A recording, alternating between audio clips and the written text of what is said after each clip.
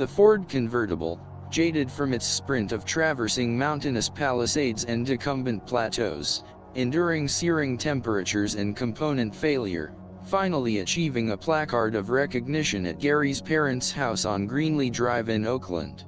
The itinerant musicians fulfilling a 2,500-mile quest from Indiana, adding a new chapter to a musical score entitled, California.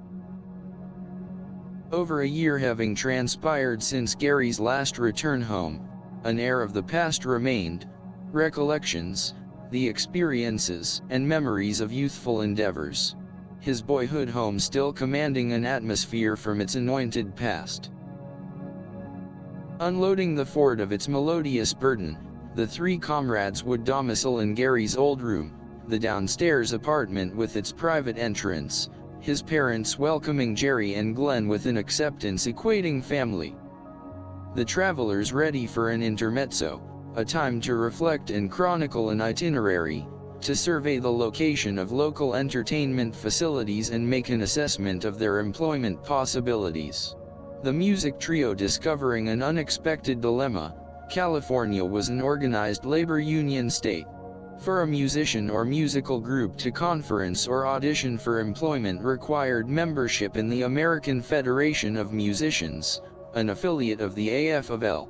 With its approximately 100-member national and international unions retaining jurisdiction over a craft, and full autonomy of their own affairs, gaining the right to bargain collectively for wages, benefits, hours, and working condition. Gary and Glenn finding upon closer examination, all services, including bartenders, waitresses, delivery services, involving a public entertainment facility in the San Francisco Bay Area embraced mandatory union membership. An inquiry to Musicians Union Local 6 in San Francisco found that union membership for non-residents including first quarter dues would equate to $185 per member. The trio was taken aback with this precipitous cost-prohibitive disclosure, aspirations beginning to ebb. With their diminishing funds, a solution was not readily conceivable. Perseverance and resolution prevailed. Gary was not without supposition, advancing a prospective solution, a telephone call to his Aunt Loretta in San Francisco, presenting the band's obstacle. The phone call to his aunt enabling the nephew to present the band's financial predicament, and the possibility of financing their union membership with the promise of repayment. The three musicians arriving in her Steiner Street residence, Gary recalling the last time he was there was after his uncle Dino had passed away, and was still in high school. His aunt letting him use his uncle's Cadillac for school, but it was short-lived as the Cadillac Fleetwood was deemed property of the estate, and would have to remain in storage until settlement. Concluding their brief stay, Gary's aunt counting out 6 $100 bills, and with a smile adding not to worry about paying it back. Gary always believed his Aunt Lori was special. Now she was esteemed. The musicians extending their gratitude, Gary not so much for the monetary capital but for her confidence in their endeavor. The '53 Ford convertible once again burdened with instruments parlayed across the scenic Bay Bridge, taking the 9th Street exit, entering the Tenderloin District, achieving their destination at 230 Jones Street. An edifice constructed in 1924 and home to the American Federation of Musicians Local 6. Entering the reception area of the August building, finding 2 others prospective members seated. The 3 inductees receiving application forms, and upon completing the calligraphic aspects were asked to remain seated until called upon. Gary noticing that one of the waiting individuals entered a large open accommodation room, removed a violin from its case and commenced to perform.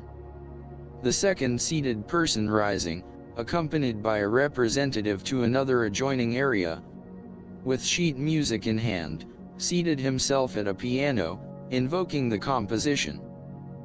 After a brief wait, a union representative approached the remaining 3, cordially addressing them about retrieving their instruments from the car. then questioning whether they preferred to apply as a group or individuals.